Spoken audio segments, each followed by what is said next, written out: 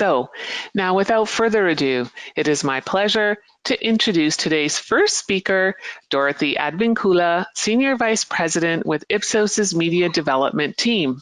Dorothy, you have the floor. Thank you, Ellen. Hello, everyone. Thank you for joining us today. I am Dorothy Ann Advincula, and I will be moderating today's discussion. Joining me today are my esteemed colleagues, AJ Matthew, Aaron Golonsky, and Virginia Lennon. We are excited to have you join us in a conversation about media in a brave new world, also known as post-vaccine, post-election, post-anything world. By way of an agenda, while this is a conversation and will flow as such, we aim to discuss the following. First, we'll look at some of the things that got us here, the question of how a post-vaccine world will impact marketers and content developers. We will then hear from our experts as we go into a guided discussion covering some hunches and predictions of when a post-vaccine world will take effect, how media buying will look like then, making sense of the rise of new platforms in the pandemic and what that means in the brave new world. Then we will jump into Q&A where Sydney Rue, one of our up-and-coming rising stars, will be co-moderating to take some questions from the chat. So why are we having this conversation? First and foremost, reams and reams of tables and hundreds of studies throughout the pandemic has revealed one thing. The pandemic has changed the way respondents perceive the world. And as that changed, their media behaviors also changed. For a lot of our longitudinal and syndicated tracking studies, we needed to parse out pre-COVID and during COVID effects. The other thing that was clear is that clients also needed to see how this new normal was shaping up. And respondents have different ways to cope and predict what could soon happen. In a study conducted in September, 5 months into the pandemic, the majority of affluent respondents felt that they have adapted to the new restrictions and settled into new routines. It's interesting to note that when we asked this question in May, a significant number of affluents were more hopeful that restrictions would soon be lifted in their areas. With the resurgence in COVID cases across the country, that hopefulness seemed to have dimmed. When asked, 43% of them believe that it is going to take a year or more before a return to normal, and another 9% feel that we're never getting back to where we were. But during that period, media usage overall was increasing, likely due to both thirst for information about what was going on and the fact that normal entertainment routines such as experiential things like travel and going to the movies, people were just turning more into the media to escape this ongoing normal. In fact, in another one of our studies, we found that 1 in 3 Americans are feeling highly stressed. And when you ask them how they cope with that stress during the pandemic, 4 out of the top 5 ways they use to manage stress are all media related. Listening to music, streaming videos, watching TV, using social media, and playing video games. This punctuates the role of the media in navigating the world we live in. On the other side, we've all been observing how media companies have been adapting to this changed media world order. This accelerated pace by which consumers took on new habits. About a month into the pandemic lockdown, Universal released Troll's World Tour direct to streaming. While successful that was, it was met by a lot of ire from cinema owners as this completely changes theatrical release windows. Summer releases were then raising a giant question mark, like for Mulan and Wonder Woman 1984. After moving release dates once or twice or multiple times, companies like Disney released Mulan, for example, via new strategy premium video on demand, direct to Disney Plus subscribers.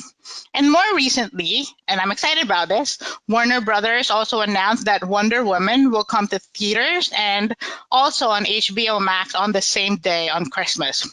What is clear with these major content releases is that consumer behaviors and the context in which that occurs is changing media strategies. In fact, this is the year when the most memorable entertainment titles are not theatrical releases, but streaming shows. Which of these did you binge during the pandemic? Ingrained in a marketer's mind is that we should follow where the audiences are, even with a lot of caution. Looking at these e-marketer forecasts, ad spending is growing only in the place where consumers are, which is digital. But that's what occurred during the pandemic. But what is really in the headlines today? We are seeing a spike of new cases and news of the vaccine being available as early as December. And this means the new normal people have gotten accustomed to in the past 10 months is changing again. So what does that next normal, or should I call it the new different, look like for marketers, and what should we do about that? So that's what we're going to be discussing today. So joining me are AJ, Aaron, and Virginia, who will first share 3 fun facts about themselves. First, the new things they've watched during the pandemic. Second, what they've been binging on. And third, how they're spending holidays in this normal. I guess I'll start. So as far as what I've been watching that is new, it would be Ted Lasso. As far as binge watching something from before, I wanted a bit of nostalgia to a different time, so I binge watched Sopranos all over again. And to your last question about what we did for Thanksgiving, it was obviously a lot different. We toned it down, and it was just the 4 of us and the immediate family, the wife and kids. It was a lot less stressful, but definitely not something I want to get used to for the long term. No, yeah, oh, sorry. Go ahead, Aaron. I was going to say, speaking, not nostalgia so much, but one of the things I was happy to have during the pandemic was Top Chef. It's one of my favorite shows. I might have watched every season, and it made things feel a little normal. And then in terms of binging, I mean, I have a family, so we actually started watching more TV together during the pandemic than we ever did before. So we looked for things that we could watch together. We watched Schitt's Creek. We watched, believe it or not, Celebrity Watch Party, which was actually really fun. And I wish they'd bring it back, you know, like I thought, and we really liked it. So speaking of family, Thanksgiving. So I typically host like up to 30 people at my house. I do the cooking, all of that. 3 sisters, that wasn't possible this year. So to feel a little normal, I still did the cooking, and I just delivered, you know, basically what in Spanish you call it cantina, but a gift box to everyone so they could have the same type of meal at home. And made me feel a little close to, you know, to everyone, even though we weren't together. I wish I lived a little closer to you to get one of those boxes as well. I'll have to figure out how to ship. Yes, I'd be all over that. You know, for me, I was, you know, just sort of thinking about this because I've had the chance to consume a decent bit of content, and I always get to pretend that it's my only motivation is it's my job. So it's convenient that I've chosen that. But really enjoyed sort of new content and binged was The Boys on Amazon. You know, went through 2 seasons of it. I really like there. What you know, I really liked is it's such an elegant concept they have, and it's masterfully executed. You know, what if regular people with all our emotions, with all our flaws, had superpowers? Not for all audiences. I want to call that one out right now. There's some gratuitous violence, which I think is a feature and not a bug of the design there. But it really was quite good. Of course, there's stuff like, you know, the Hamilton Broadway production was fantastic, which we watched on Disney Plus. You know, for sort of rewatching and watching stuff that's been out there. Really, you know, focusing on, you know, thinking about, you know, Jordan Peele's horror movies. So Get Out and Us were there. And I think like AJ, it really was just the 4 of us at home. Though I guess to be a little controversial, I'll mention that we're not big fans of turkey. So we ended up having ham.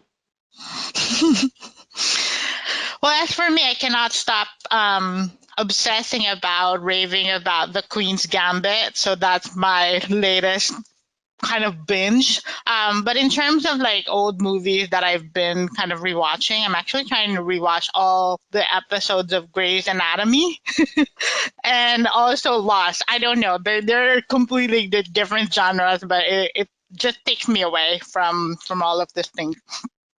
Yeah, and then, yeah, new normal. Like I typically travel during the holidays, and what I've been doing so far is, you know, like I brought my dog to the beach, so we travel together in that sense. It's not my house, so that was fun. Okay, so let's get started with our very interesting discussion. So we know that the vaccine is here, you know, but when do you think will we see its effects in consumer behaviors? When do you think we will actually be in a post-vaccine world? We have studies that say people think it could be a year, so there appears to be some hesitation or something. But I'd like to hear from you guys what your hedges would be on that.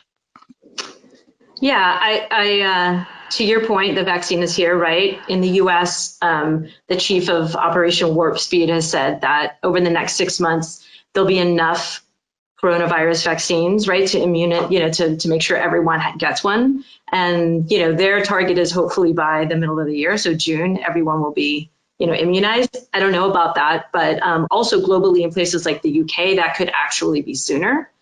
If we think about it in terms of how it relates to entertainment and content behaviors, I think we actually might begin to see a new group of consumers feel a little bit more confident about venturing out.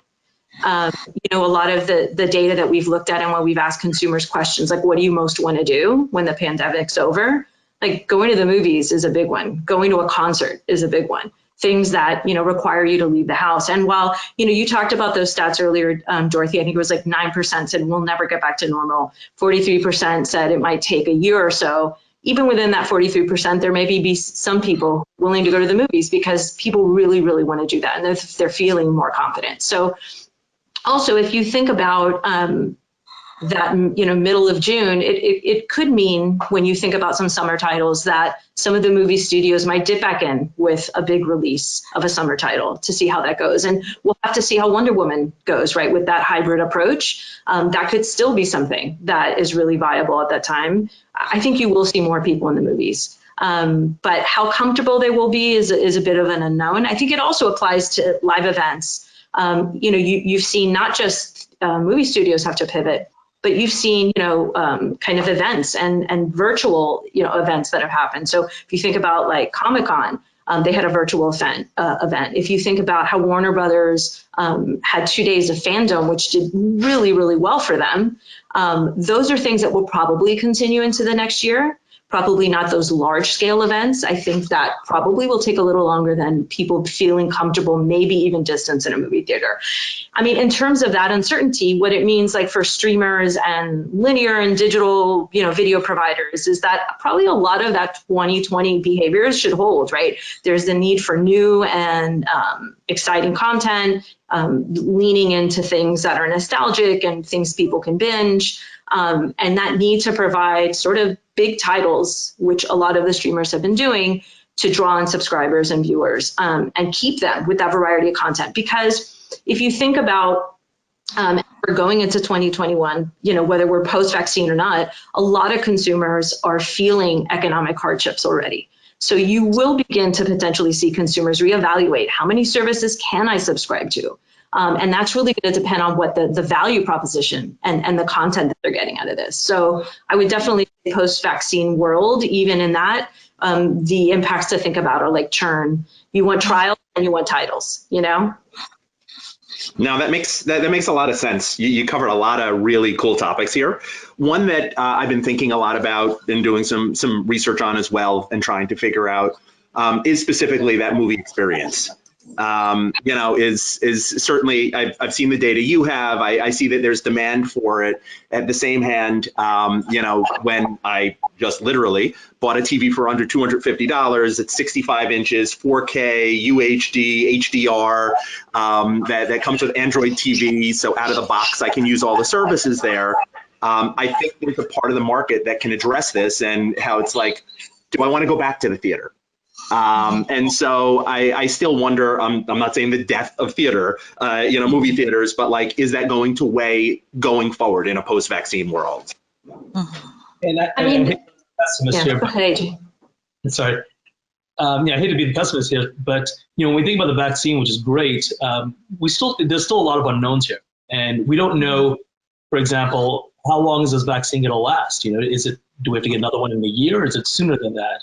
And what are the longer term side effects of it? And I think as a result of those unknowns, we have to be prepared. We have to be prepared that things may not go back to normal, or they may go somewhat back to normal, but then we may have to pull it back again. And I think media and marketers in general have to be prepared for that outcome, because again, it's an unknown. We're entering uncharted territories here.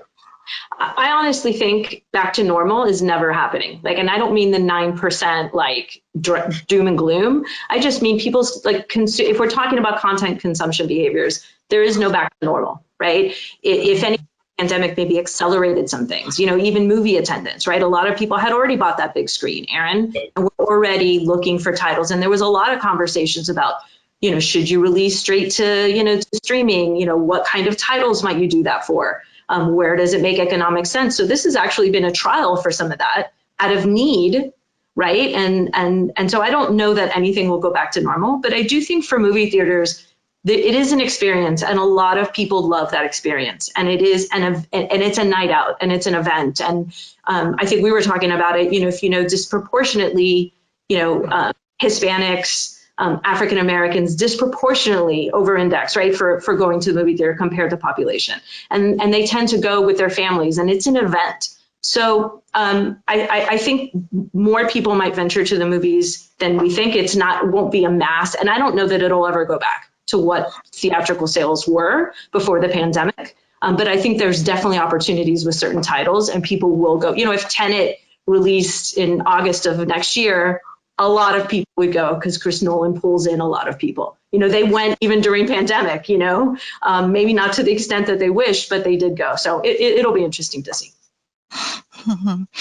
And I think, you know, as I mentioned, we are probably gearing for a new different, you know, like given that how things have accelerated during this ongoing normal that we already are, right? Like, and I want to touch on that, on the acceleration of consumer behavior during the pandemic. So what has happened then is marketers had to be flexible with their strategies during the pandemic and make changes quickly. So how do you think this will play into the media planning and the buying process in the post-vaccine world? Are they going to be looking at that from a purview of, you know, trends that were happening during that COVID bubble? So AJ, Aaron, do you have any thoughts on that? And what we're seeing right now is everything was already put into motion long ago. And what this pandemic did right now for media is that it accelerated the movement to digital. And, you know, there's sometimes when we choose to make that move. Right now, we're kind of forced to make that move a lot faster than we had intended. So the important thing here is for marketers is to be able to get to their audience where they are and when they are there. And digital is what really provides that opportunity there. And so as media planners have to start reallocating funds and reanalyzing where they are going to be putting their voices to really optimize that share of voice, you know, which obviously turns into more down the funnel. Mm-hmm. Yeah, no, that makes sense. I also think, you know, and you had me thinking about it again when you were mentioning possibilities of going back again. We just don't know what the future is going to hold. In some cases is like, you know, a word I've seen out there is fluidity when it comes to things like upfronts, when it comes to how we're buying media. It's allowing for more of that flexibility. I even think once we get past all of this, I know if I'm an advertiser, I would still not necessarily be looking at upfronts that are quite as structured as they've been, and I'd like more flexibility, more scatter, if you will, available to me to be able to pivot. And so I think, to your point, as it accelerates things, there's going to be demand from advertisers, you know, that look at tweaking some of the ways that media is bought today on there as well. Yeah, in addition to just the acceleration of the movement to digital, we also have to accelerate our knowledge of the digital landscape. You know, the traditional folks have to accelerate their knowledge, their experience in that, and being able to plan accordingly, to measure accordingly. In some aspects, we're playing catch up, because as soon as we catch up to something, there's a new technology out there. So it's going to be important for everyone to stay on top of things as we make that shift over to digital. Let's talk about two topics that seem to be top of mind for marketers or media planners, right? Like as challenges that they are facing. This has been a challenge even before COVID. But I think this has increasingly been like a question with the move towards digital. So what do you think are these challenges, like the definition of premium, brand safety? What are your thoughts around these kind of, to me, sometimes they sound like buzzwords, but I know that they are real concerns. So maybe talk a little bit about that in your point of view. Sure, I guess I'll start with this one. when we think about premium content, it's more important now than ever, right? Where we have all these platforms where people end up being their own distributors, their own publishers. They can put up their own content. So there's the professionally produced content out there, and there's the more amateur produced content out there. So there's a lot more opportunity for inventory out there, right? Advertisers have more choices now, and now the platforms have an opportunity to be able to monetize differently. And it really comes down to how we want to define premium. Is it by the audience that's on there, the quality of the audience, the size of the audience, or is it about the actual content and the way it's produced, or the length of it? So it's a very broad question, and I think as an industry, it's going to take a lot of conversation to really determine what defines that, or is it going to be defined? Are we going to let advertisers or individual platforms define it themselves? I love this. I think that's a great point. And I'm going to be honest, this is one of my favorite topics and one that I spend a lot of time thinking about. Premium content and what's going to count there. If I told you about an offering that figured out that what people really want is bite-sized content, and we'd have Jeffrey Katzenberg behind this, and we'd have Steven Spielberg who's producing content for it, and it's something that people can have on mobile devices. This is a can't miss. It's just jumping right on top of high quality content where they're spending $100,000 a minute. It can't fail, right? And yet we all know what happened to Quibi, $1 billion failure. And I think there's lessons learned there. Is that was premium content that we, the content provider, were pushing your way. And I think we're in a world post-vaccine, pre-vaccine, where that's no longer the case. If you're going to push content, you're going to likely miss out. What you have to learn to do is ride the wave and probably read the signals. And what I mean by that, for ride the wave, I think AJ started talking about this, though I suppose I would slightly push back on saying it's not professional content. These people, especially if you think of like YouTubers and creators, they're making a lot of money. It's professional. It's just not as polished. There's some amazing content out there. Like I just have to call out. The other day I was watching a $1 Million Challenge with my daughter, Giving Tuesday. What you're having is Game Theory, a channel that she loves to watch, and I watch some as well, was looking to raise money. And the content there, they had a bunch of stars, people who are going to be relevant for an 11-year-old, and sometimes for myself as well, Mark Rober, Markiplier, et cetera. And the content on it was quite good. Mind you, it's not necessarily highbrow to watch people going through an oobleck obstacle course and falling down, but it's hilarious. And in a pandemic world where there's some problems with production and people are emptying off their shelves, stuff like that, I think, has real advantages. But, and here's where I give a lot of credit to different brands. My daughter was filling me in on something and whatever else. And so she was talking to me, State Farm was a primary sponsor here. They're raising money for St. Jude, I forgot to mention, for a good cause. And so she's talking to me just effortlessly as she's talking about the content creators. She's also talking to me about State Farm, and when Jake from State Farm came on at some point and what was going there. There was something else where she's just mentioning BarkBox. And that's huge. I mean, I give so much kudos to these brands that have figured this out already. That's how you're going to ride the wave. And my second point on this, just to finish up that thought, is also reading the signals. So it's not just about, hey, we're not in control and we have to let them do everything. But if you look at Netflix, if you look at TikTok, if you look at a lot of these really sophisticated services, what they're doing is they're reading all the signals. They are looking at so many things. There's lookalike modeling. There's so many things on my behavior where they know me better than I do. So in that case, the reason that we're getting served up great content isn't necessarily because I'm choosing it, but it's because there's a value transfer, and I've decided to let a provider know this much about me and use it for my benefit. And unfortunately, Quibi offered none of that.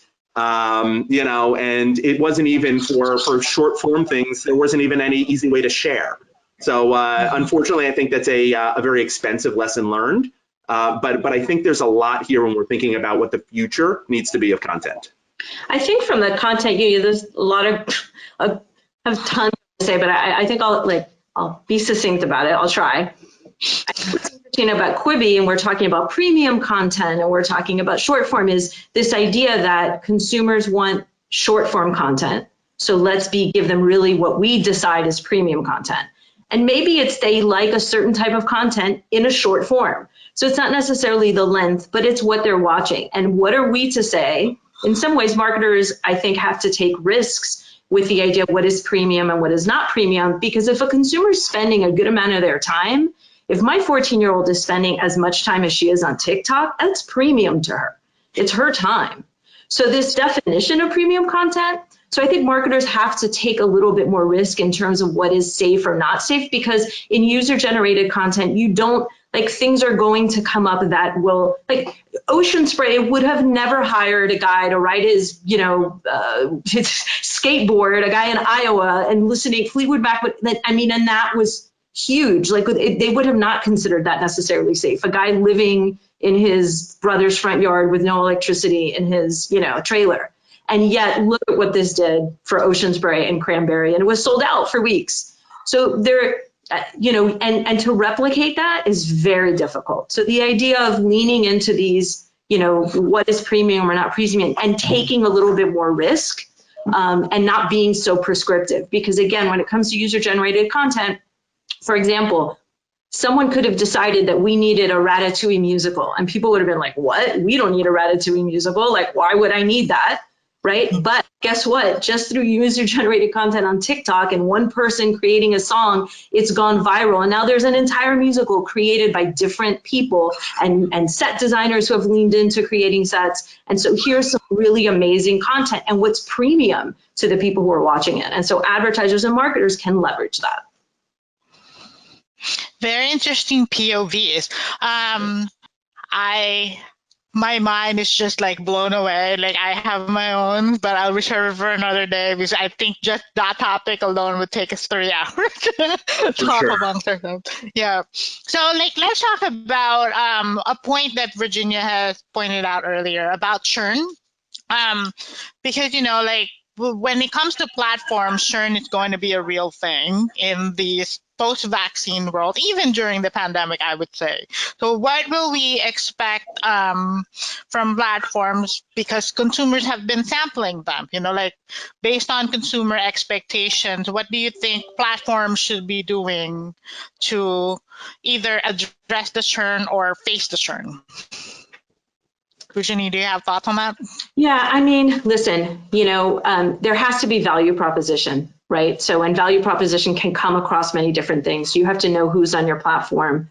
To Erin's point, there's some platforms you know really well, and what's the type of content that's going to keep you there. It's also got to be about content that probably lots of people in a household, so family content. I could see where, Disney Plus will do really well with that, because it does appeal to lots of folks, but so does HBO Max, who's a newer player.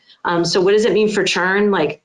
Now consumers, for better for worse, have also leaned into these big events on these platforms. So you probably will need to continue to have some of those big events and have some of those titles. We'll see how it goes when Coming to America releases. And obviously we've talked about Wonder Woman, but I think we're going to need those. And some of these players are definitely planning for that. the other thing it means is you're going to need a lot of content, and look and lean into international content. And more than that, as you're thinking about churn potentially in the US, like a lot of the opportunity in the next year is going to come from international markets and the launches in some of those markets. So whether it's LATAM or other places in Europe, that's probably a good way to get new subscribers even as you churn some of them out. I think it's a great point on churn. In just thinking about it when you were talking, I think in also thinking about a slightly different type of content, I've seen the future of gaming, and it's Xbox Game Pass Ultimate. Is they have the content, and they've been adding studios on where they're buying them and trying not to mess it up while they're doing it there.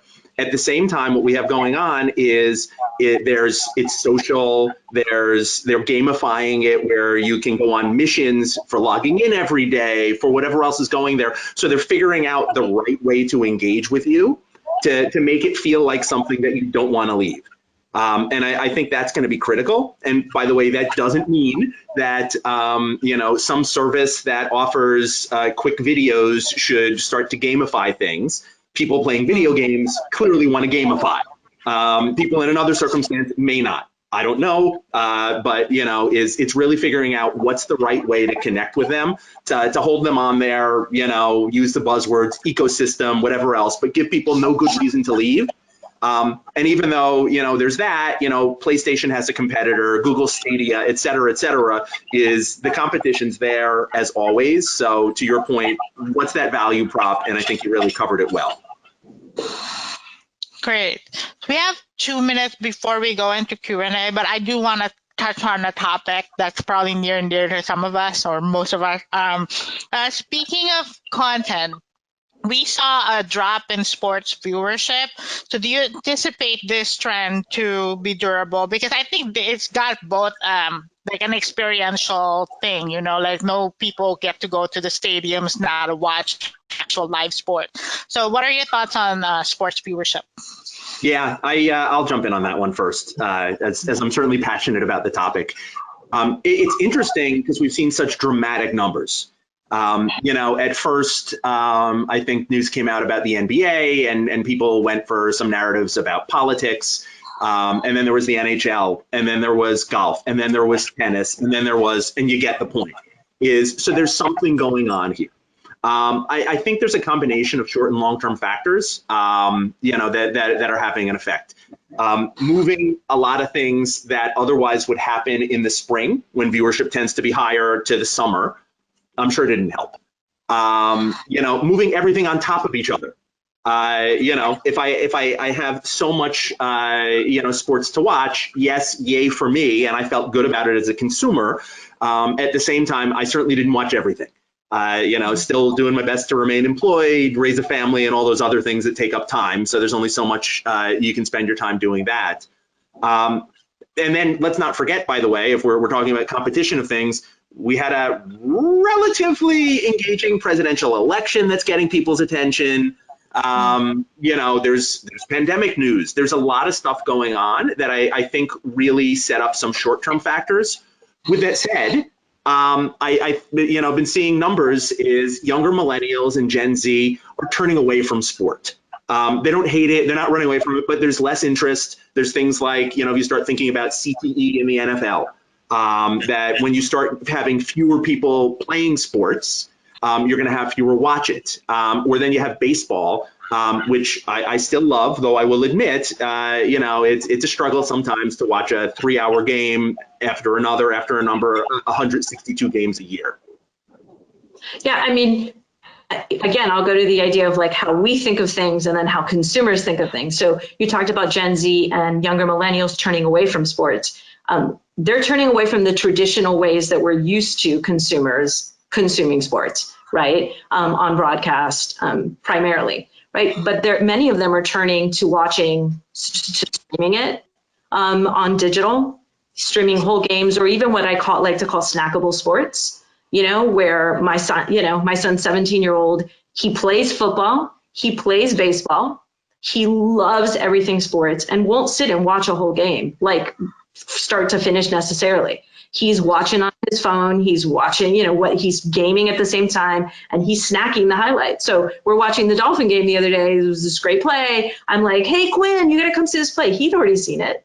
He just wasn't watching it the way that we were watching it. This is that might be driving it as well. So some of it is pandemic related. Definitely, I think the election probably had a lot to do with the people who are watching it. But we have to think about the different ways they're engaging with sports, whether watching it, whether playing esports, whether engaging in esports, and leaning into that type of content, or playing on video games. There's plenty of sports engagement. It's just, I think, a little different than what we're used to, like being rated and seeing, how many thousands of people watched. All right, I hate to interrupt everyone, but we're having a great discussion, and I want to open up the last few minutes for questions because we have had just a couple come in over the span of the discussion, and I want to make sure we have time for those. So perhaps, AJ, you can take this first one. What positive can marketers take out of this whole pandemic experience? Yeah, it's hard, right? When we think about it sometimes, like, what are the positives here? And, when we think about, not to downplay this pandemic, but we've gone, as a nation, as a world, we've gone through downturns before. And, whenever we have downturns like this, there's always two sides to it. There's, first there's like things like uncertainty, there's doubt, there's fear, all the things that we saw back in like Q1 of this year when the pandemic first hit, and we're in a panic, not knowing how to handle this and what to do. And there's the other side of it, that whenever we have downturns like this, there comes opportunities to make changes, right, to have changes. It causes us to take a second look and evaluate the way that we've been doing things, and then take into consideration, like, all right, can we improve this, or should it be done a different way? And like we said earlier in the conversation, sometimes it's by choice, but in this case, we were forced to surrender certain things, right? We had to surrender to innovation in order to improve, the way that things were done before. And so the important thing here to note is that with every advancement or innovation, in times like this, in unprecedented times, we don't always totally go back to the way things were done before. We found the silver lining in certain areas. We found better ways to do things. I think that's something that we should always hold on to and think about. We don't have to always go back to the way things were done before, because maybe we found better ways to do that. Thank you for your thoughts on that, AJ. It's always good to find the positive. Our next question is focused more around content. So what lesson has the pandemic provided content creators? That's a good, I think quickly, because there's probably a lot of lessons. One is content consumers are probably a lot more experimental than a lot of content creators gave them credit for. And we've seen that particularly on streaming platforms, where in the search for more content and something new, a lot of consumers have leaned into more experimental things, or even like if you think about podcasts, how people have like leaned into like what content that they didn't engage with at all before because they were looking for new things, or international content like Money Heist. Is a program that came out of Spain and tons of people in the US watched it. So I think it's give consumers credit for, that they are experimental. You got to pivot. If that taught us anything, is you have to be able to pivot. Many broadcasters did that, linear broadcasters, where immediately they went into like game shows and reality shows and things like, I talked about Celebrity Watch Party. That was a huge pivot, right? In how they produce something. And then, obviously your libraries of content can have real value in certain times, and maybe reassess the value of those looking forward so that which are the ones, because nostalgia was a big deal, or people watching something for the first time, or AJ watching The Sopranos, or Dorothy watching, Grey's Anatomy, and even further back libraries can have a lot of value. I think those, off the top of my head, those are like three things I can think of. One thing just to jump in on that, because I think, sorry, it's such a good point, is when I'm thinking about experimental content, I have to give credit there too. I may even be a little less experimental, I think, than some, but I had a friend of mine the other day who introduced me to something called, which has been around for years, Hot Ones, which I don't know if you guys know. It's not weird, because the name could be— It's the wings. You eat the wings. Yes, is people, it's interviews, and you have to eat progressively hotter hot wings. And I'm like, that's ridiculous. What's going to be funny about that? And it was amazing, watching through it. And, I found myself just consuming it. I think it started off as a web series. It's on Hulu now. And so I think an openness to where content is coming from as well is probably something people should be thinking about. Thanks, Aaron, for adding to Virginia's excellent points there. Since you're already talking, I've got a question for you. I've heard you talk a great deal about streaming content today, but didn't hear you address how you think the streaming market itself will shake out. Do you have any guidance? Sure. No, that's a great thought. Virginia touched on it just a little bit, I think, at one of the times she was talking that really resonated with me is it's going to be figuring out how it does, where the value props are going to be. There's part of me that's wondering. I remember having a conversation with an executive for one of these services. I won't say which one, but the feeling is that they were all starting off relatively general. Like, if you're going to get this, I'm going to get Netflix or Peacock or whatever it's going to be. And there's a bunch of stuff I can get there. Obviously, people who have their own content libraries have an advantage of having that library itself. But, like, why do they exist? I think over time, we're going to see differentiation. Because there's only so many dollars they're going to get from someone until you realize you start adding these services on top of each other. And now I'm just paying for, cable TV again. So what's the logic behind that when so much of this is like, get what you want at a lower cost in the way you want it? And so differentiation is probably a big thing that we're going to see happen over time when they own spaces. Could it be, that, hey, I can get The Office here, I can get Star Wars there? Maybe, as people learn where that's coming from, or is it going to have some twists on it there, where it's going to be types of content in general? Here's quicker things, here's more horror movies. I mean, I know there's stuff out there right now with, hey, here are documentaries. There's something with Broadway I'm a fan of, where you can get Broadway musicals. And is that more going to be what it is, which is, thinking of the occasion or the use cases, and having services for those. So, it's a little bit of the Wild West. I don't know exactly how it's going to go, but I am sure that the model as it is, where there's a lot of overlap, just is not going to stay that way. I didn't know you like musicals, Aaron. I learned something new about you today. I love my musicals. Absolutely. Yes. Well, maybe someone needs to bring content providers. Now someone needs to make a Ratatouille musical. Hopefully some are listening. This is great, you guys. I learned so much just, from talking to you, as I always do. And this has been like a great 30 minutes. And I believe, this is just the tip of the iceberg. There's so much to be discussed, especially when that post-vaccine world is upon us. I'm pretty sure we will have more opinions and more advice for both marketers and consumers at that point. Well, thank you. I think we're going to go back to Ellen, who will wrap us up. Thanks, Dorothy. Thanks, everybody. Thank you, Dorothy and Virginia, Aaron and AJ, and as well Sydney. Today's presentation was really interesting and covered a lot of topics. We didn't get to your question, and I know that there are a few that we didn't. You will receive an email with a direct link to today's recorded presentation and an answer to your question. And in the meantime, of course, please reach out to us directly. That now concludes today's webinar. Have a wonderful day.